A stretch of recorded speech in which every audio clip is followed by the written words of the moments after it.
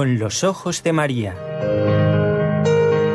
El mundo, la actualidad, las preguntas más profundas sobre Dios y la vida humana en todas sus facetas necesitan ser mirados con los ojos serenos de la Virgen, la Madre de todos los hombres.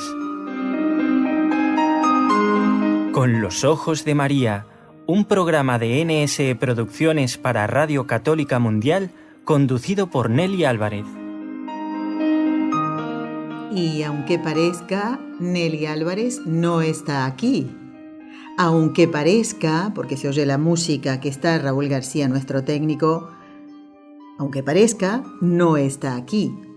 Quien sí está es nuestro queridísimo compañero Jorge Grania, nuestro técnico en Radio Católica Mundial allí en Birmingham, en Alabama, en Estados Unidos. ¿Y por qué decir esto, Nelly? Bueno, porque el equipo, parte del equipo NSE, Nuestra Señora del Encuentro con Dios, que trabaja desde la ciudad de Barcelona, está de peregrinación.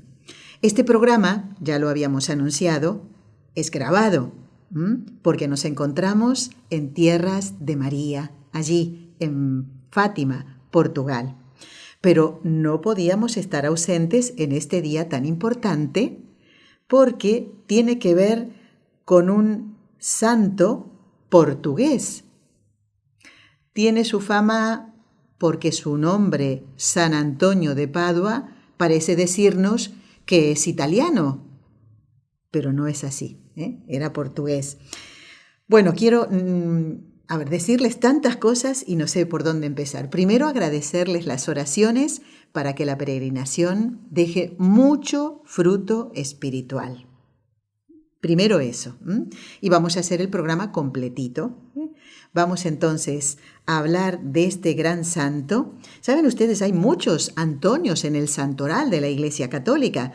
San Antonio Abad, San Antonio María Claret, otros no tan conocidos como San Antonio María Zacarías, San Antonio María Gianelli. Pero si nos preguntaran qué día se celebra a cada uno de estos santos llamados Antonio, yo me animaría con San Antonio Abad y con San Antonio María Claret y poco más. Pero creo que si ahora preguntara, ¿tú sabes qué día se celebra a San Antonio de Padua? Todo el mundo diría el 13 de junio, por supuesto, Bueno, vamos a unir la vida y los milagros de San Antonio con lo que pasó un día como hoy de 1917, ahí justamente donde nos encontramos, en Fátima. Queríamos unir todo esto porque fue también importante el hecho de que la Virgen se apareciera el 13 de junio, porque claro, era una fiesta muy importante en Portugal. Vamos a unir todas estas cosas de cara a que nos deje mucha enseñanza espiritual. ¿Y por qué no empezar entonces con una frase de San Antonio de Padua? Y qué bonita, ¿no? Para que nos sintamos y actuemos como verdaderos hijos de Dios. Decía San Antonio de Padua, Dios no deja nunca de ser padre de sus hijos. Es el hombre quien deja de ser hijo al cometer algún pecado mortal. Qué cierto, ¿verdad? Que nos deje ya de entrada este programa especial el deseo de ser y comportarnos como verdaderos hijos de Dios, a ejemplo de San Antonio de Padua. Vamos ya entonces a recordar que estamos dándoles vacaciones del curso de formación.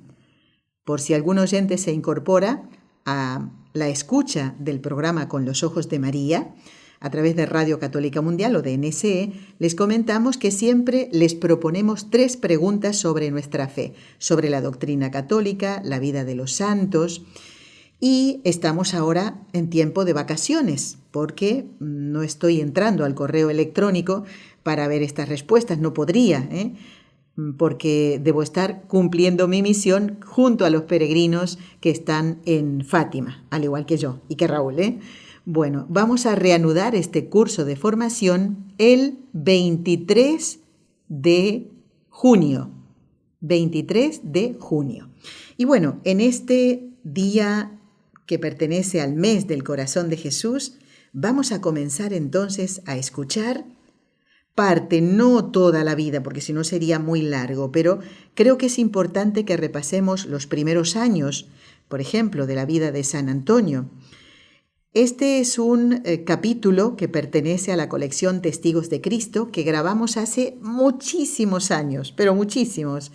Y solamente voy a nombrar, agradezco a todos los que nos acompañaron en esa oportunidad, pero agradecerle a quien hizo el personaje de San Antonio de Padua, ya de mayor, Antonio Suñer, y también a quien hizo de San Antonio, no recuerdo ahora el nombre de la persona, porque claro, ahora ya está adulto, digamos, ¿no? No lo recuerdo y también le agradezco porque hizo de San Antonio pequeñito. Vamos entonces a esos primeros años de la vida de este gran santo.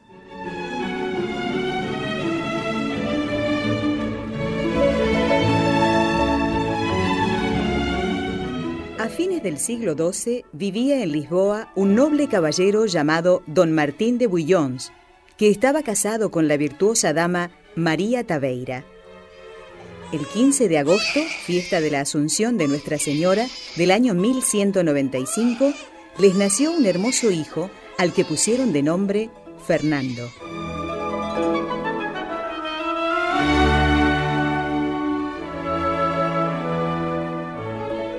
A medida que crecía, su buena madre le enseñaba a amar a Dios sobre todas las cosas.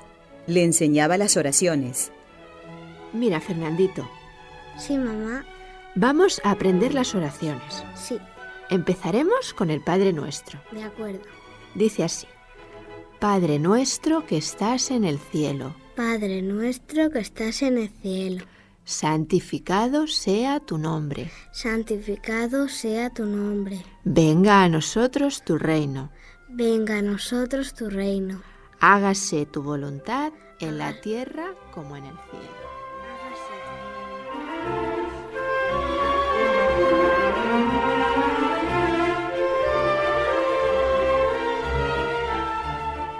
También recibía una esmerada educación intelectual. En la escuela de la catedral estudiaba gramática, retórica y dialéctica.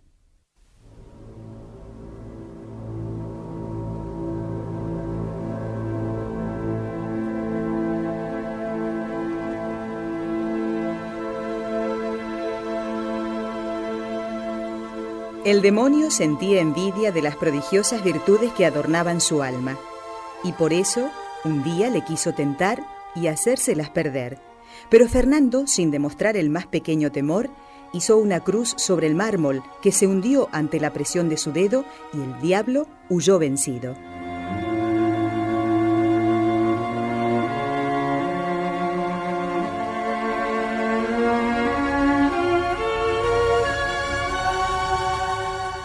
Fernandito profesaba una tierna devoción a la Virgen María.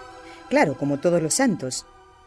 Porque, como afirmará el Papa Pablo VI, no se puede ser cristianos sin ser marianos. Y el futuro Antonio de Padua no podía ser la excepción.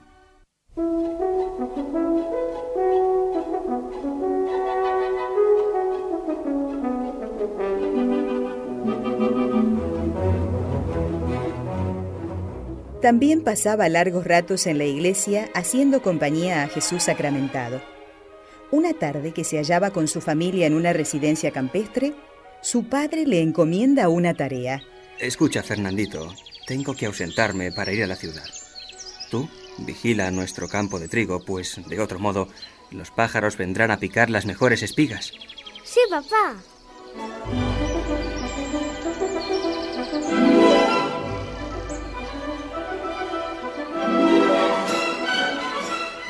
Durante varias horas, Fernando esperaba y esperaba.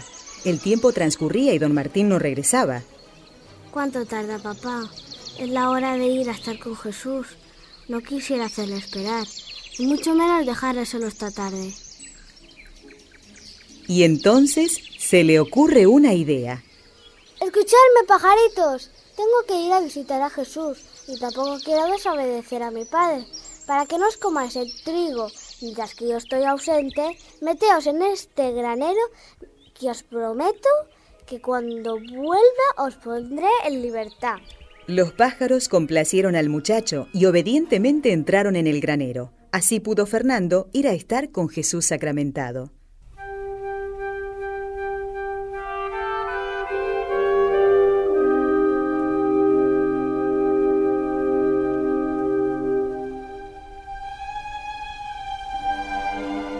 Pasaron unos años. Don Martín de Bouillons llamó a su hijo a la cámara que le servía de escritorio. Fernando, dentro de poco entrarás en la juventud y debes pensar cuál va a ser tu camino en la vida. Nuestros antepasados se cubrieron de gloria guerreando contra los infieles. Yo mismo soy un hombre de armas. Podrás ser armado caballero y entrar al servicio de nuestro Señor, el muy noble y católico rey de Portugal. No, padre, no. Escucho hace tiempo la llamada del Señor, que es más bueno y poderoso que todos los reyes de la tierra, y aspiro a ganar victorias para Él. Hijo mío, se me desgarra el corazón al pensar que te has de separar de nosotros. Pero si Dios te llama, obedece y vete.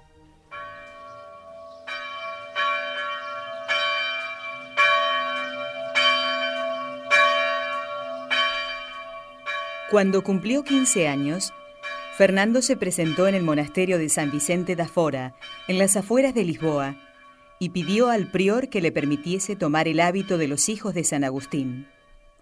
Deberás dejar tu nombre y tu casa, servir siempre al Señor con humildad. Hijo mío, renunciar a los placeres y recibir con alegría los sacrificios que den gloria a Dios será tu motivo fundamental. Estoy pronto, padre.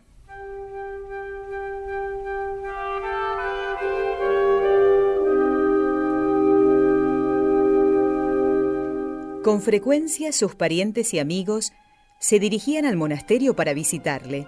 En la casa de don Alfonso hubo una gran fiesta. Su hija estaba hermosísima. Don Nuño de Aveiro venció en un torneo a su rival y pronto contraerá matrimonio con la bella doña Isabel.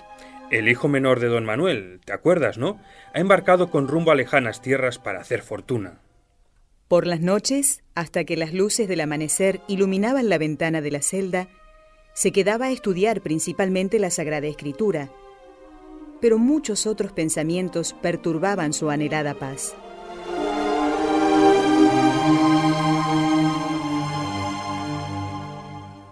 Su hija está muy hermosa. Ha ido a hacer fortuna, dinero, mucho.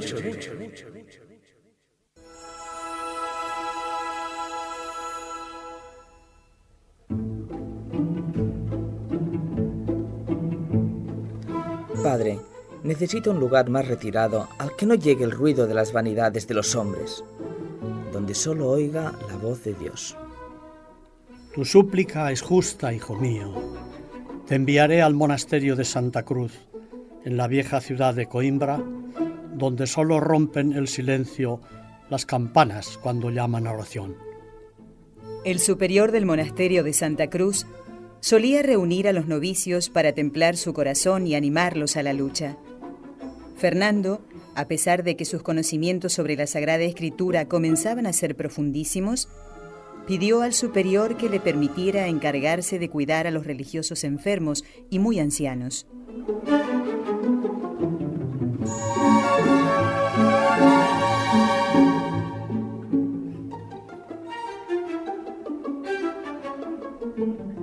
Un día que se encontraba en la cocina fregando los platos de sus enfermos, oyó la campanilla que anunciaba el momento de la consagración de una misa que se celebraba en la iglesia del monasterio. El corazón de quien sería con los años San Antonio de Padua se inflamó de ternura ante el deseo de demostrar su amor a Jesús sacramentado. Jesús, vas a bajar del cielo. ¿Cómo me gustaría poder verte y adorarte?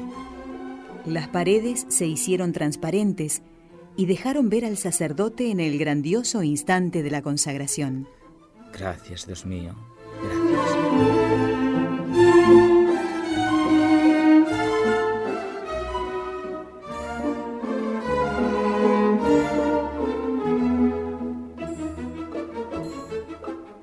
Hacía algún tiempo que unos religiosos pertenecientes a la orden fundada en Italia por Francisco de Asís, al que ya todos llamaban el juglar de Dios, se habían establecido en la vecina colina de Olivares.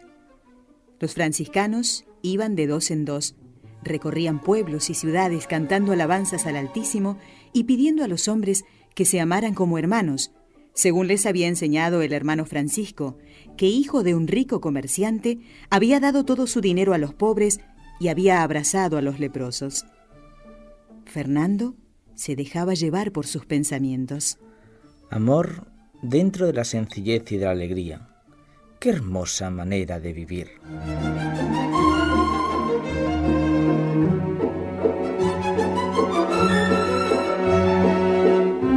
Un día llegaron a Coimbra 5 franciscanos más, también procedentes de Italia.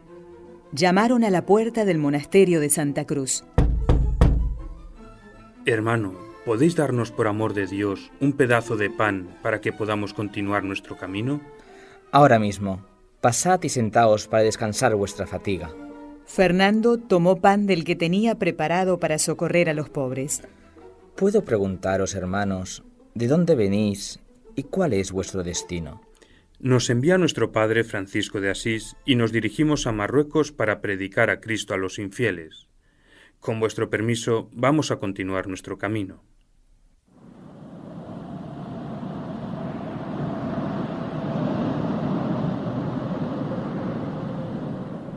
Al poco tiempo, una tempestad se descargó sobre Coimbra. Un mensajero llegó empapado de agua y con el caballo agotado.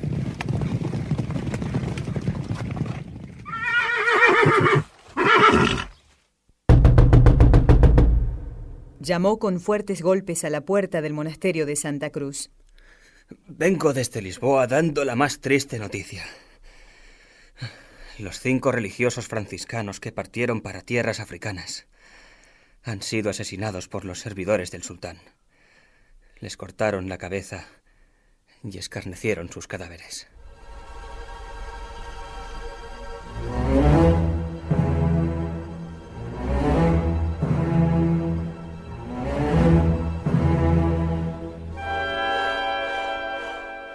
Luego de que el mensajero se marchó, el superior reunió a los religiosos a su alrededor. Nuestro Señor habrá recogido sus almas. Vamos a orar para que las reliquias de estos 5 mártires sean recuperadas para la cristiandad.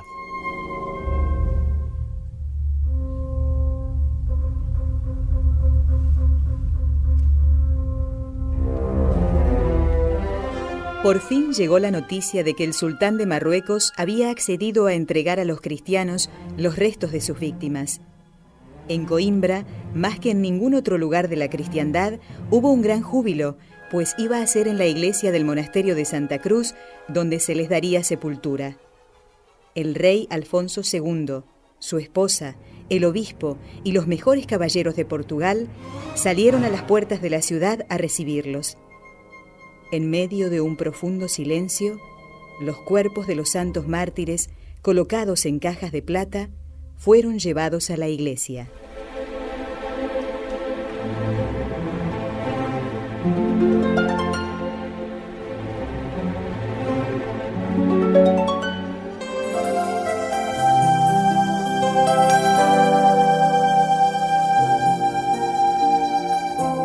Estás escuchando en Radio Católica Mundial el programa Con los Ojos de María, en vivo y en directo, presentado por el equipo Nuestra Señora del Encuentro con Dios desde Barcelona.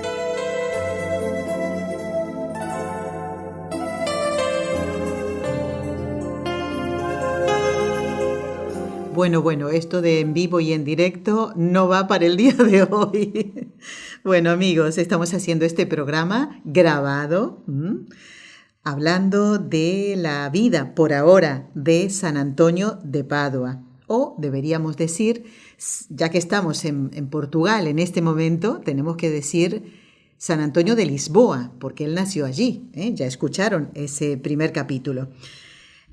Hace relativamente poco tiempo se anunció que el día de hoy, 13 de junio, el Papa León XIV se reuniría con los cardenales para ya fijar las fechas de las próximas canonizaciones.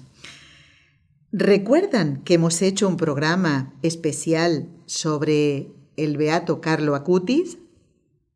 ¿Recuerdan que hicimos un programa especial sobre el doctor José Gregorio Hernández? Seguramente recordarán que hemos hecho un programa especial sobre el beato Peter Torrot, que será el primer santo de Papúa Nueva Guinea. Bueno, esa era nuestra intención, que ustedes fueran conociendo a estas figuras, a estos ejemplos de santidad para ya prepararnos para las próximas canonizaciones.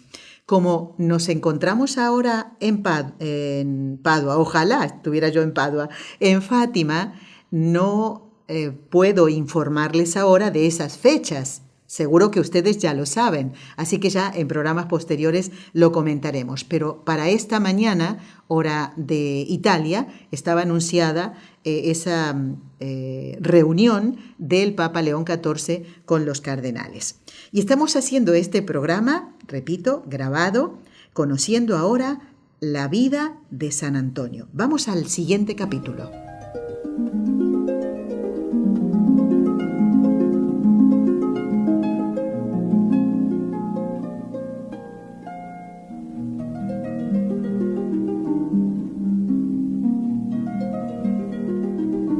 Dios mío, morir por confesar tu nombre, qué dicha tan grande. Yo no soy digno de este honor, pero concédemelo por tu infinita misericordia. A partir de aquel día, se vio a Fray Fernando más meditativo y silencioso que de costumbre. En su alma se debatía una dura batalla. Aquí pasaré mi vida estudiando los libros y llenándome de difícil sabiduría. Anhelo salir a los caminos como hacen los seguidores de Francisco de Asís, para decir sencillamente a las gentes que Dios es nuestro Padre y que por ello debemos vivir alegres. Deseo llamar hermanos desde el pajarillo que surca el aire, al humilde asno que arrastra su carga.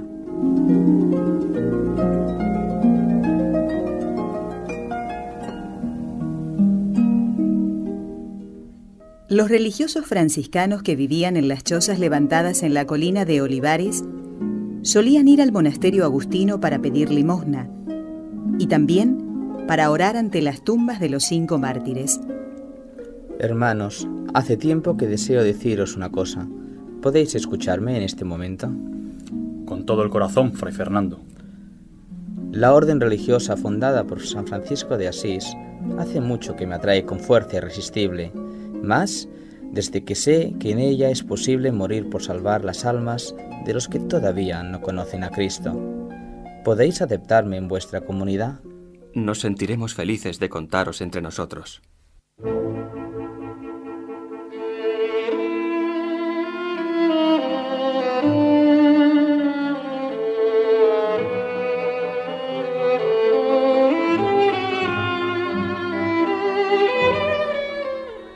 Poco tiempo después, el más anciano de los frailes de la colina de Olivares le impuso el rudo sayal de los hijos de la orden franciscana. Según tus deseos, desde hoy llevarás el nombre de Antonio.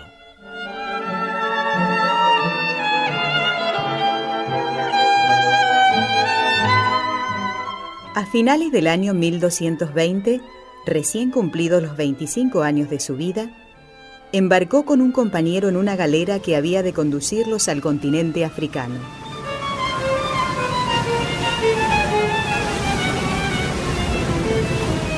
De pie en la popa, Fray Antonio vio perderse en la lejanía las costas de Portugal. Su corazón daba un adiós tiernísimo y desgarrado a sus padres.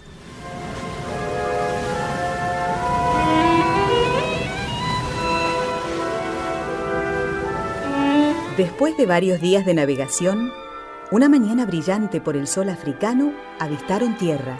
¡Fray Antonio! ¡Hemos llegado! Bendito sea el Señor por su gran misericordia.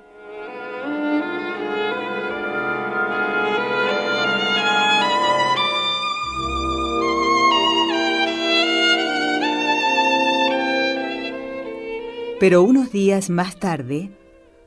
Fray Felipe, me siento mal. Me parece que tengo los huesos molidos. y la fiebre me produce escalofríos. Quiero empezar a predicar y apenas puedo tenerme en pie. ¿Será el cansancio del viaje o debido a este clima tan distinto? No os preocupéis. Pasará. A medida que el tiempo transcurría, la enfermedad se agravaba. Fray Antonio había quedado tan delgado que el momento de su muerte parecía próximo. Una noche, Fray Felipe le dio la terrible noticia que acababa con todos sus sueños de martirio en África.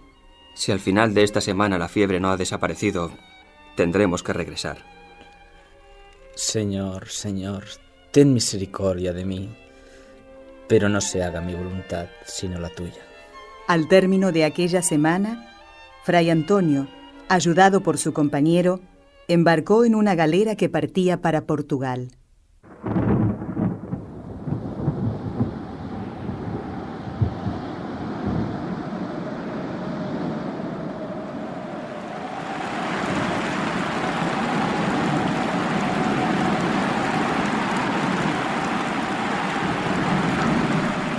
Al amanecer, el viento empezó a soplar con mucha fuerza. Las olas se levantaban a una altura impresionante. La galera, empujada por la fuerza del huracán, navegaba con la velocidad de una flecha. Dios mío, esto se ha convertido en una cáscara de nuez. Me parece que hasta el estómago se me quiere salir. ¡Sujetad las velas! ¡O vamos a ser comidos de los peces! ¡Cuidado! ¡Nos ha destrozado el timón! ¡Vamos a la deriva! Fray Felipe, vamos a cantar a la Virgen la Salve Regina para que ella guíe esta nave sin gobierno.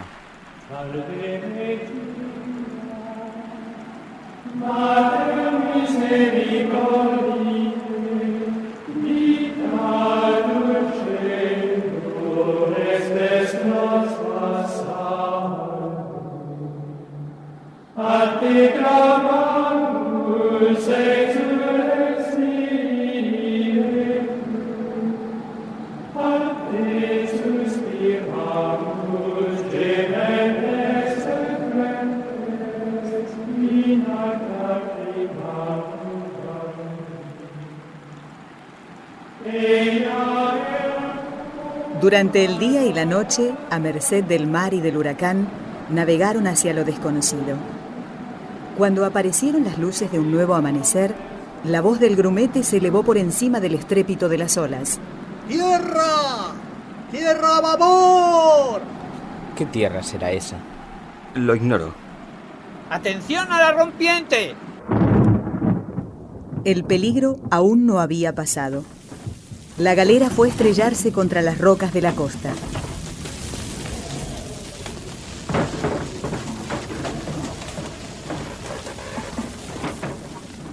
Pescadores que habitaban en las cercanías acudieron en auxilio de los náufragos.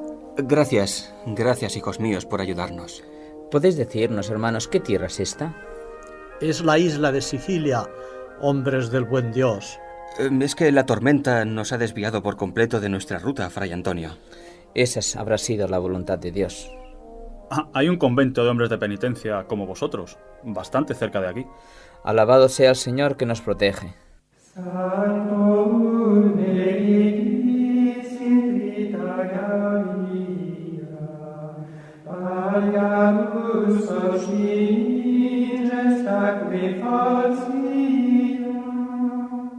Fray Antonio y Fray Felipe se pusieron en camino cantando alabanzas a Dios, tal como el padre Francisco de Asís quería que se hiciera tanto en la suerte como en la desdicha.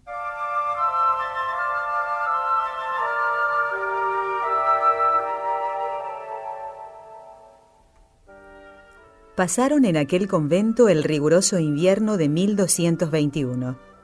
Un día recibieron una extraordinaria noticia. El padre Francisco ha decidido celebrar en la ciudad de Asís el próximo día de Pentecostés un nuevo capítulo. Se dice que asistirán más religiosos que nunca. También el padre Francisco, aunque muy quebrantado de salud, estará presente. Qué dicha poder ver al padre Francisco. El pueblo asegura que es santo.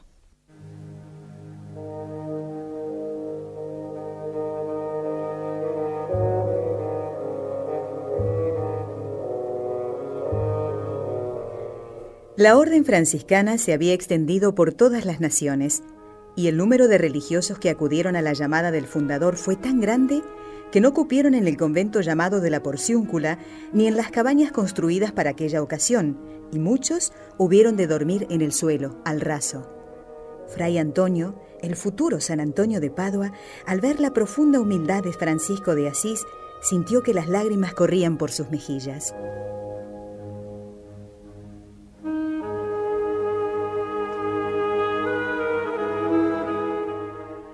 Cuando el capítulo terminó, ninguno de los superiores que habían asistido se fijó en Antonio de Padua, quien, llevado por su profundo amor a la soledad, se dirigió al ministro provincial de la Romaña, una provincia italiana que pertenecía a los estados del Papa, y le dijo: Deseo pediros un favor, padre Graciano.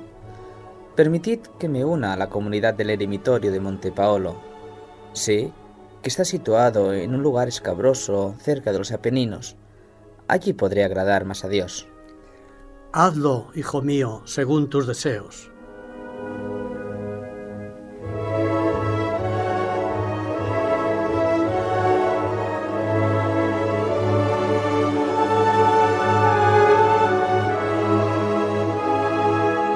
Con intensa emoción, se despidió de Fray Felipe, el buen compañero que había permanecido a su lado durante la aventura con que quiso convertir en realidad su sueño de morir mártir, pero que fracasó porque no era aquella la voluntad de Dios.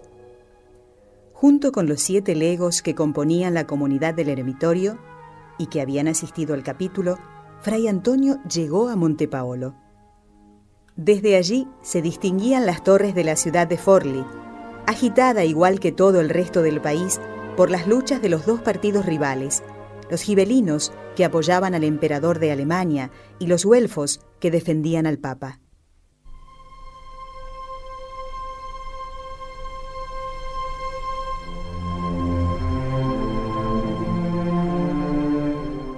Mientras tanto, Fray Antonio pasaba largas horas en oración.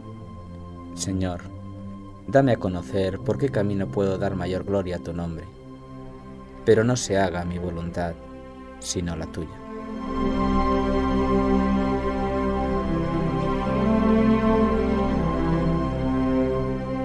La Pascua del año 1222 se aproximaba. El pueblo padecía las consecuencias de las luchas que se suscitaban por los ataques de los partidarios del emperador al Papa. Tenía hambre y era víctima de las injusticias de los poderosos. El obispo de la ciudad de Forlì tomó una decisión. Coincidiendo con la fiesta de la resurrección del Señor, van a ser ordenados muchos religiosos. Deseo que la ceremonia se celebre en la catedral, en medio de la solemnidad más grande. Ello contribuirá a fortalecer la fe en el alma de las gentes, y al ver tantos nuevos sacerdotes que se preparan a salir para luchar por Dios y por el cumplimiento de su santa doctrina, les dará esperanza en un futuro mejor.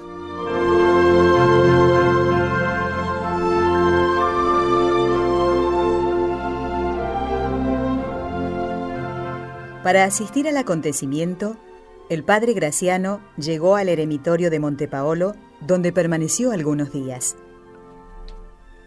Fray Antonio, he pensado que vos me acompañéis a Forlì. Muchos de los religiosos que se ordenan pertenecen a la Orden de Francisco de Asís. Se afirma que habrá una gran concurrencia de frailes dominicos y también de franciscanos. Deseo teneros junto a mí. Os acompañaré con el mayor gusto.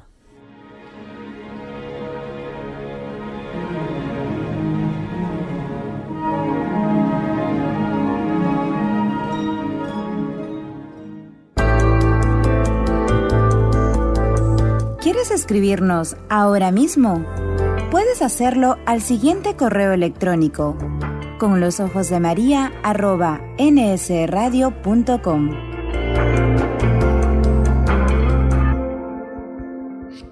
Bueno, seguimos haciendo este programa y conociendo la vida de San Antonio. Vamos ahora a recurrir a unos audios que grabamos también hace años, de manera como podríamos decir, a manera de pildoritas, Patricia Lleves es la voz que van a escuchar y nos relataba los últimos tiempos de la vida de San Antonio. En el otoño de 1230, cumplida la misión que la orden le había encomendado ante la curia papal, Antonio regresó a Padua, donde, libre de la responsabilidad de cuidar de sus hermanos, se dedicó plenamente a la predicación itinerante y a la preparación de sus sermones escritos. Accediendo a los ruegos del cardenal Reinaldo de Segni, futuro papa Alejandro IV, Antonio, que en el invierno anterior había escrito sus sermones dominicales, consagró el de 1230-1231 a la redacción de sus sermones festivi, pero al acercarse la Cuaresma, interrumpió este trabajo para dedicarse a la predicación. Del 5 de febrero al 23 de marzo de 1231, predicó la Cuaresma en Padua, con un largo sermón diario, con catequesis y horas de oír confesiones. Tan admirable misión cuaresmal agotó las fuerzas del santo y minó su salud, pero produjo muy abundantes frutos evangélicos.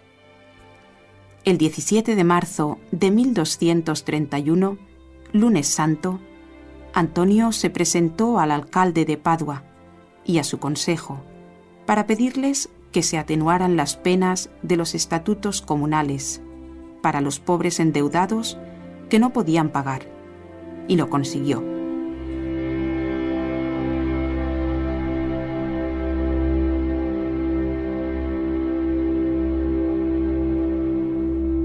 Y ahora Patricia nos narra las circunstancias de la muerte del gran santo. En la segunda mitad de mayo de 1231, después de aquella agotadora Cuaresma y de las celebraciones pascuales, Antonio se retiró al eremitorio del Campo San Piero, cerca de Padua. Necesitaba descansar, cuidar su quebrantada salud y, sobre todo, sumergirse en la oración y el recogimiento espiritual para prepararse al encuentro con la hermana muerte, que sentía cercana. El 13 de junio de 1231, viernes, estando a la mesa con los frailes, sufrió un repentino colapso y se sintió morir. Pidió que lo llevaran a Padua. Lo trasladaron en un carro y al acercarse a la ciudad, se desviaron hacia el hospicio anejo al monasterio de las Clarisas de la Cella. Allí empeoró, se confesó, cantó a la Virgen, tuvo una visión de Cristo, recibió la unción de los enfermos y falleció.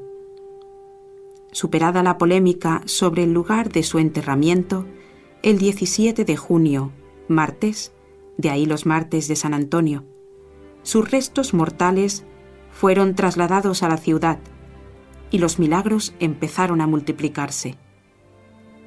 El 30 de mayo de 1232, Gregorio IX lo canonizó solemnemente. Pío XII, en 1946, lo proclamó doctor de la Iglesia, con el título de doctor evangélico. San Antonio, ruega por nosotros. Ha llegado el momento de rezar las 3 Ave Marías. Comenzamos, como siempre, invocando a la Santísima Trinidad. En el nombre del Padre, y del Hijo, y del Espíritu Santo. Amén. Vamos a pedirle a María, que es nuestra Madre, que por el poder que le concedió el Padre, la sabiduría que le concedió el Hijo y el amor que le concedió el Espíritu Santo, nos libre a todos de caer en pecado mortal.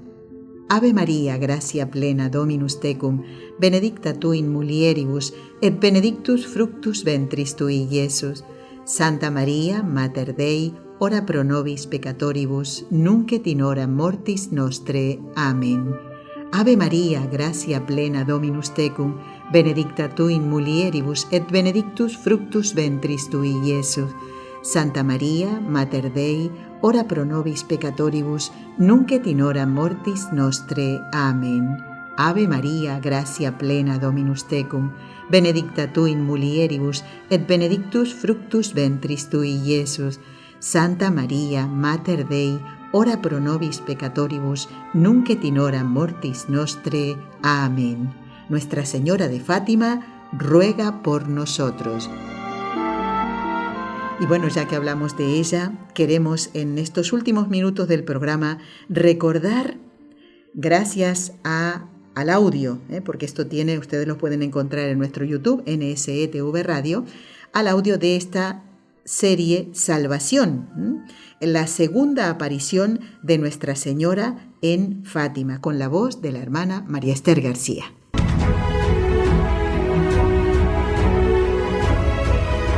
Nos encontramos en esta ocasión en Aljustrel, donde nacieron Lucía, Francisco y Jacinta, los 3 pastorcitos que fueron escogidos por la misma Madre de Dios para recibir su mensaje de salvación.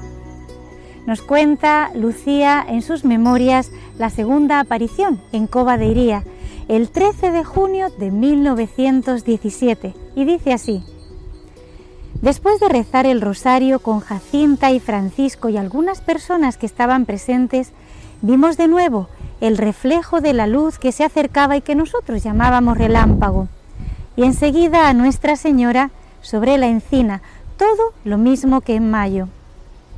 ¿Qué quiere usted de mí?, pregunté.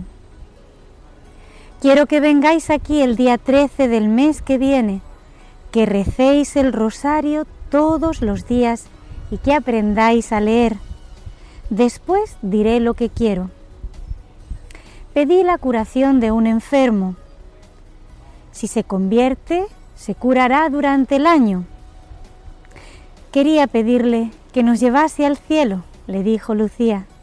Sí, a Jacinta y a Francisco los llevaré pronto, pero tú te quedarás aquí algún tiempo más. Jesús quiere servirse de ti para darme a conocer y amar. Él quiere establecer en el mundo la devoción a mi Inmaculado Corazón. A quien la abrazare, le prometo la salvación. Y estas almas serán amadas por Dios como flores puestas por mí para adornar su trono. ¿Me quedo aquí sola?, pregunté con pena, nos dice Lucía. No, hija. ¿Y tú?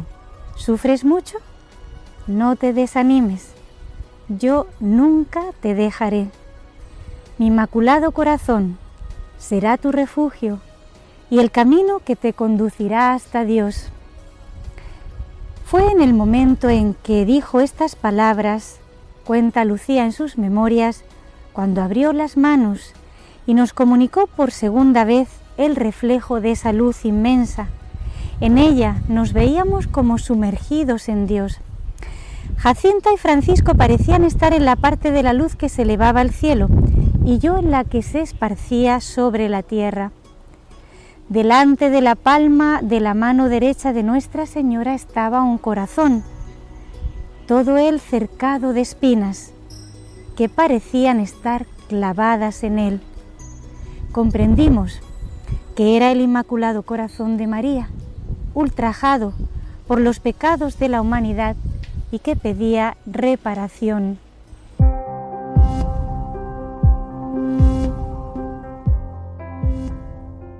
En esta aparición, la Virgen nos habla por primera vez de su Inmaculado Corazón. Vamos a desentrañar el mensaje que nos trae para poder disfrutarlo mejor y sacar enseñanza y provecho espiritual para nuestras almas.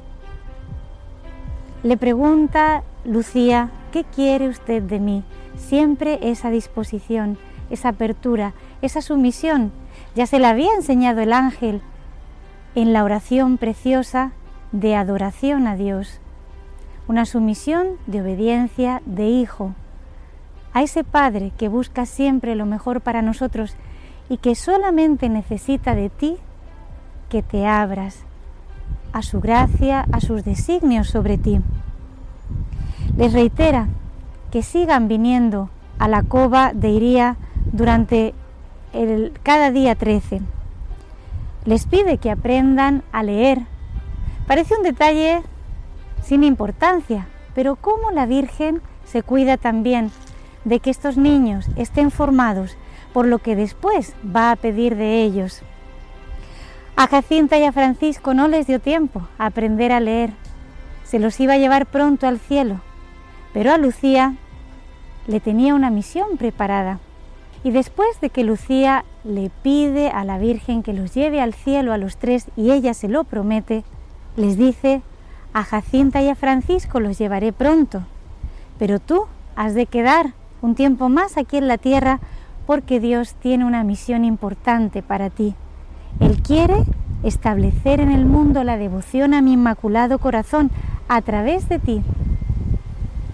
Por eso, como les decía el ángel en la segunda aparición, Dios tiene sobre ti y sobre mí designios de misericordia. Sor Lucía ha dado a conocer el Inmaculado Corazón de María con su ejemplo, su misma consagración, su vida entera y sobre todo por sus escritos.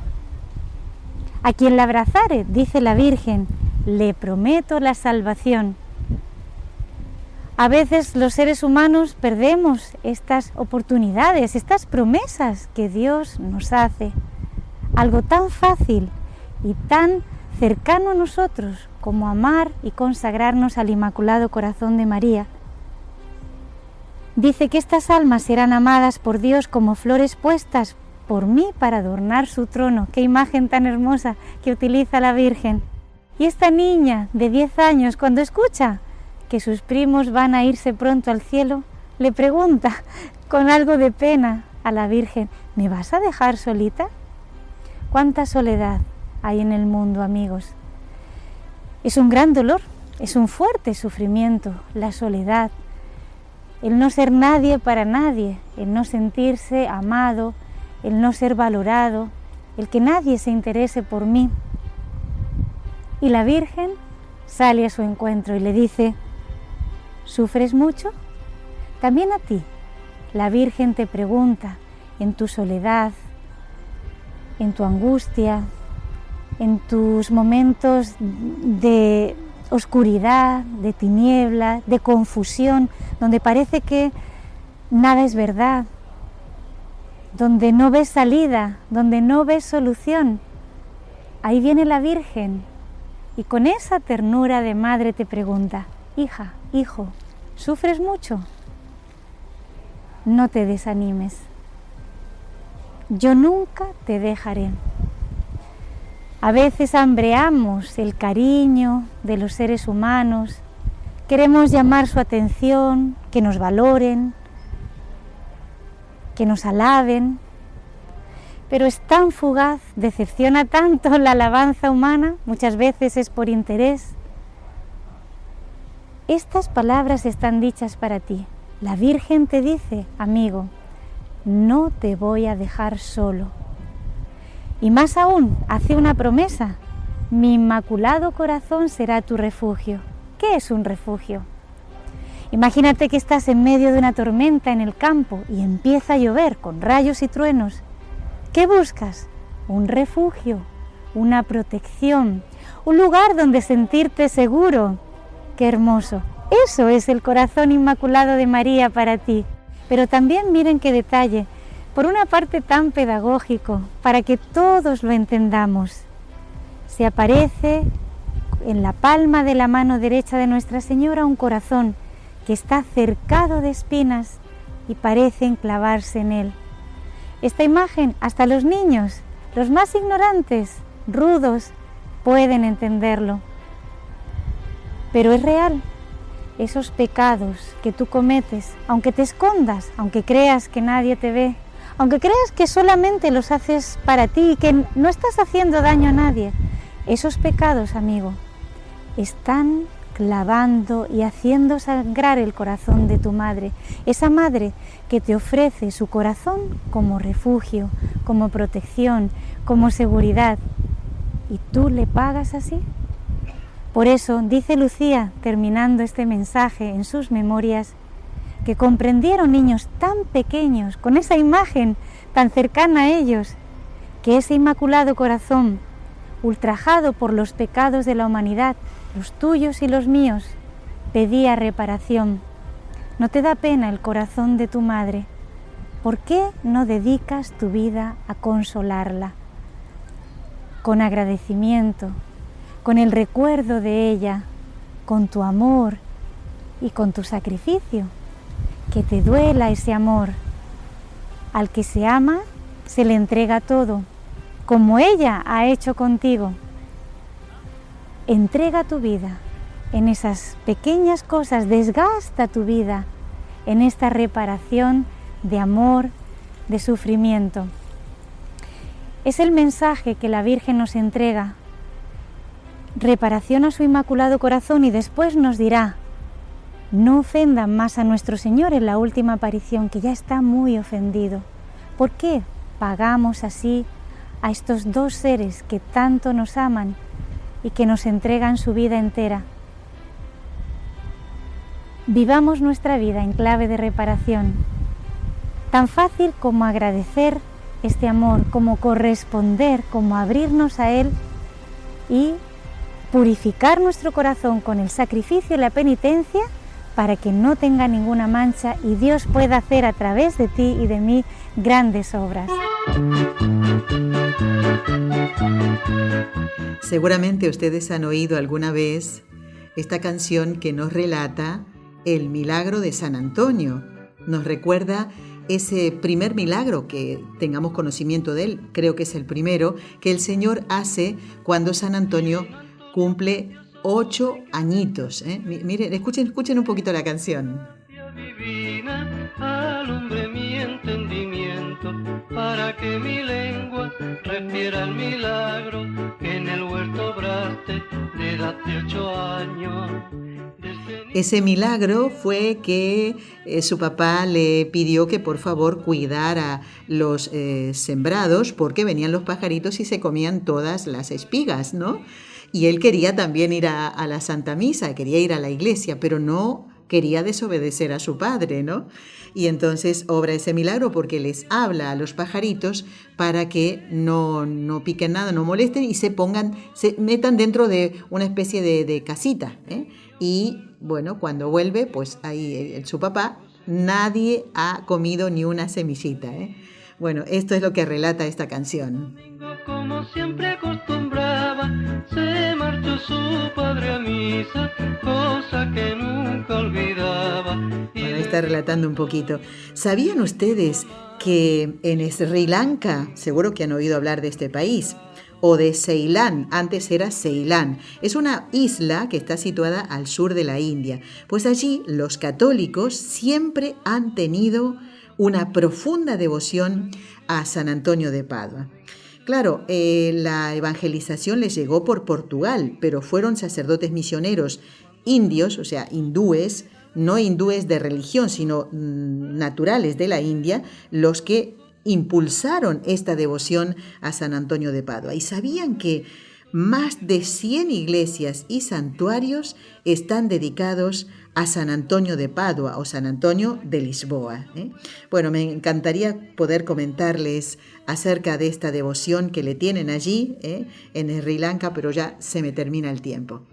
Quiero darles las gracias de todo corazón por escuchar el programa y les pedimos oraciones porque esta peregrinación podemos decir que recién comienza. Necesitamos de las oraciones de ustedes. Recordemos que cuando vamos a un santuario de la Virgen, del Corazón de Jesús, de un santo, vamos a encontrarnos con Dios. Vamos a darle gracias a Dios por un favor conseguido. Vamos a pedirle alguna virtud que necesitamos. Y allí estamos. Gracias, amigos, por habernos acompañado. Hasta el próximo programa, si Dios lo permite. Has escuchado un programa de NSE Producciones para Radio Católica Mundial.